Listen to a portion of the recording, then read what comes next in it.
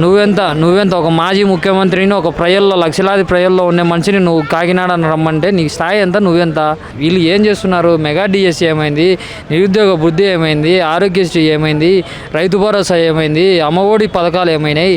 ఈ రూరల్లో బిల్డింగులు ఏమైనాయి? పేదలకు ఇచ్చిన ఇళ్ళ గురించి ఏమైంది? మెడికల్ కాలేజీలు ఏమైనాయి? ఇవన్నీ చెప్పుకుంటూ పోతే 100 ఉన్నాయి. అవన్నీ ప్రెస్ మీట్ పెట్టి మాట్లాడితే ప్రజలు కూడా సంతోషిస్తారు. ఒక డిప్యూటీ సీఎంగా నేను ఎంతసేపు వైసీపీకి సంబంధించిన వాళ్ళని గుండాలు అనడము, రౌడీలు అనడము, వైసీపీ సంబంధించిన గుండాలు రౌడీలు అయితే మీరు ఒక్కరు కూడా మైకులలో మాట్లాడతారా? ఇష్టానుసారంగా ఎంతమందిని ఈరోజు బైరెడ్డి సిద్ధార్థ రెడ్డిని కావచ్చు, రోజా గారిని కావచ్చు, రజనమ్మని కావచ్చు, ఎంతమందిని మీరు మాట్లాడేది, ఎంతమందిని ట్రోల్స్ చేసేది, అసభ్యకరంగా పోస్టులు పెట్టడం. అదే చెప్తున్నా కదా, వీళ్ళందరూ జనసేన పార్టీ నాయకుడు అండదండలు లేకుండానే మాట్లాడుతున్నారా? ఇష్టానుసారంగా ఇప్పుడు నానాజీ కథ ఎంత, జగన్మోహన్ రెడ్డి గురించి మాట్లాడేంత వాళ్ళు పులివెందులకు వచ్చి మాట్లాడితే పులంగల కాడికి వచ్చి వీళ్ళ కథ ఏందో, వీళ్ళ మగతనం ఏందో కానొస్తుంది. ఏడో ఉండి కాకినాడలో ఉండి మాట్లాడేది కాదు. దమ్ము ధైర్యం ఉంటే పులివెందుల కాడికి వచ్చి మాట్లాడాలి ఎవడైనా. ఇష్టానుసారంగా మాజీ ముఖ్యమంత్రిని పట్టుకొని మాట్లాడితే వైఎస్ఆర్ పార్టీకి సంబంధించిన లోడు ఊరుకుండే ప్రసక్తే లేదు. రెచ్చగొట్టే విధంగా మాట్లాడుతున్నారు. ఈరోజు గొడవలు క్రియేట్ చేసే విధంగా ఉన్నాయి వీళ్ళు మాట్లాడేది. ఈ వ్యాఖ్యలు మాట్లాడడం వల్ల, ఈ పంతం నానాజీ ఇవన్నీ మాట్లాడడం వల్ల ఏమైందంటే వైసీపీకి సంబంధించిన వాళ్ళు రెచ్చిపోయినారు అనుకో, వైసీపీకి సంబంధించిన వాళ్ళు జగన్మోహన్ రెడ్డి ఈయన చెప్పకుండా విన్నారనుకో, రియాక్ట్ అయినారనుకో, ఆ గొడవను వీళ్ళు రియాక్ట్ చేసుకునే దానికి రెచ్చగొట్టే విధంగా మాట్లాడుతున్నారు వాళ్ళు.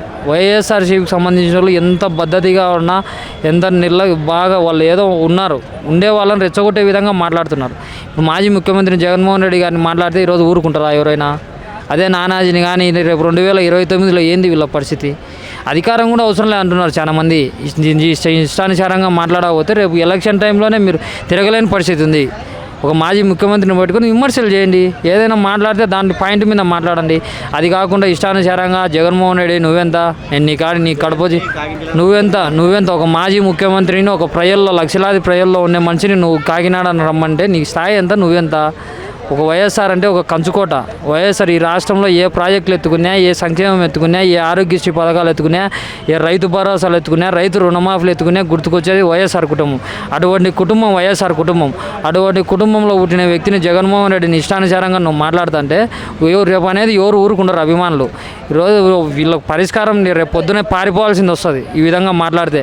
కాబట్టి ఆచితూచి అడిగేసి మాట్లాడాలా, ఇష్టానుసారంగా మాట్లాడకూడదు.